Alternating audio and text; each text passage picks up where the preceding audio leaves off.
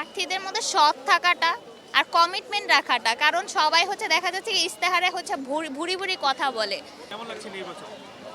38 বছর পর ভালোই লাগছে এটা আসলে, মানে আমাদের হচ্ছে কথা বলা আবার হচ্ছে এই জকসুর মাধ্যমে আসলে পাওয়া যাবে, তো এর জন্য ভালোই লাগছে। আসলে সব বিশ্ববিদ্যালয়েই তো আসলে প্রতিনিধিত্ব থাকে ছাত্রদের। আপনাদের বিশ্ববিদ্যালয়ে 20 বছর কোনো প্রতিনিধিত্ব ছিল না। 38 বছর। এখন আসছে, কেমন লাগছে এই বিষয়টা? তাদের কাছে কি প্রত্যাশা? তাদের কাছে প্রত্যাশা হচ্ছে আমাদের ক্যাম্পাসে যতগুলো লিমিটেশনস আছে এগুলো হচ্ছে যাতে হচ্ছে তুলে ধরা হয়, আমাদের হচ্ছে স্টুডেন্টদের হচ্ছে আওয়াজ হয়ে যাতে তারা হচ্ছে কর্তৃপক্ষ বা হচ্ছে সরকারের কাছে যাতে এগুলো তুলে ধরে। তো এইটাই হচ্ছে প্রত্যাশা, মানে বড় বড় কথা না বলে আসলে কাজ করার মাধ্যমে যদি তারা হচ্ছে এইগুলো হচ্ছে আমাদের সমস্যাগুলো যদি তুলে ধরে, এইটাই। আসলে অনেক প্রার্থী, হ্যাঁ। সবাই ভোট দেবে। জি। আসলে সবাই আসলে প্রার্থীদের মধ্যে কি কি গুণাবলী চায় বলে আপনি মনে করেন?